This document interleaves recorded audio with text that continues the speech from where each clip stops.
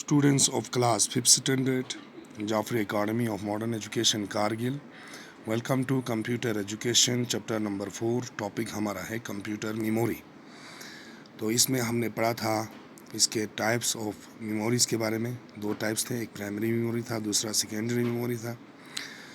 Primary memory के बारे में हमने इससे पहले पढ़ा है फर्स्ट वीडियो में। आज हमारे सेकंड वीडियो है, इसमें हमको आज पढ़ना है secondary memory.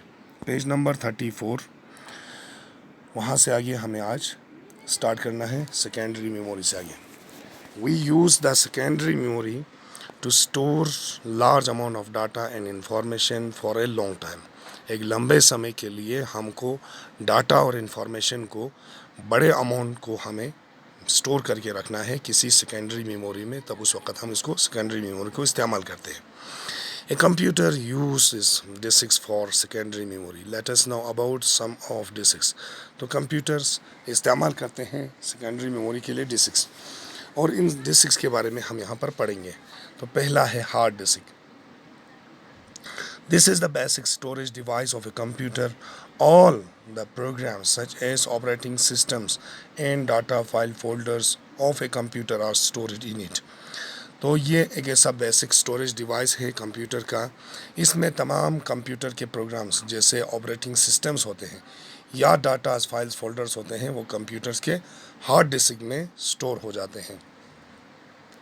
When we start or switch on the computer, the hard disk begins loading the operating system on it is on। Any information saved in the computer is recorded, written into the hard disk। Today, hard disk with storage capacity ranged from 20 GB to 6 TB। Latest hard disk are available in the market।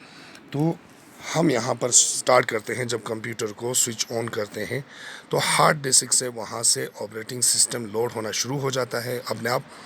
उसके बाद हमको information जो भी हम दे देते हैं computer को, वो वहाँ पर रिकॉर्ड हो जाता है हार्ड डिस्क के अंदर।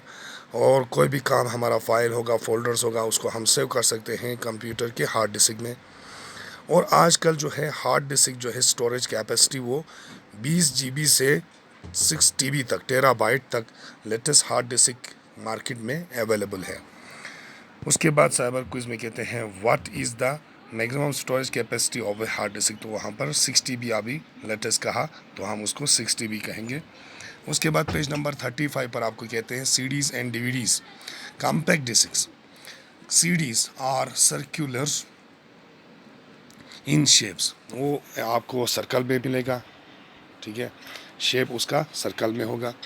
दे मेजर 4.7 इंचेस इन डायमीटर। वो 4.7 इंच डायमीटर में उसका आपको मापा जाता है। It is data storage capacity is 800 megabyte. DVD digital versatile disc storage more data than a CD does।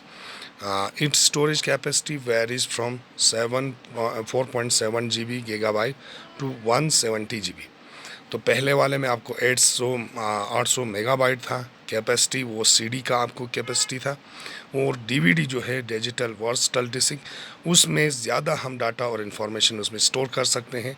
उसका कैपेसिटी होता है 4.7 GB, जिसका 170 GB होता है।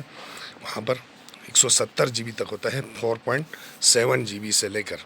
उसके बाद आपको कहते हैं फ्लैश ड्राइव, यानी कि पेन ड्राइव, जिसको हम पेन ड्राइव भी कहते हैं। They are famous as pen drive और USB flash drive. They are removable and rewritable. वहाँ पर आप जो भी फाइल बनाते हैं या फोल्डर या कोई भी वीडियो ऑडियो रखते हैं, उसको आप रिमूव कर सकते हैं और आप उसमें रीराइट भी कर सकते हैं। They contain a more compact shape, operate faster, hold a large amount of data। Nowadays, drives are available in different storage capacity that ranges from 2 GB to 64 GB। यहाँ पर आज मार्केट में हमको 2 GB से लेकर 64 GB तक के मुख्तलिफ स्टोरेज कैपेसिटी में आपको पेन ड्राइव मिलते हैं। तो ये हो गया पेन ड्राइव के बारे में। इसके बाद हमारा है मेमोरी कार्ड। मेमोरी कार्ड उससे भी छोटा सा एक चीज़ है। They are known as the multimedia card, जिसको मल्टीमीडिया कार्ड भी कहते हैं।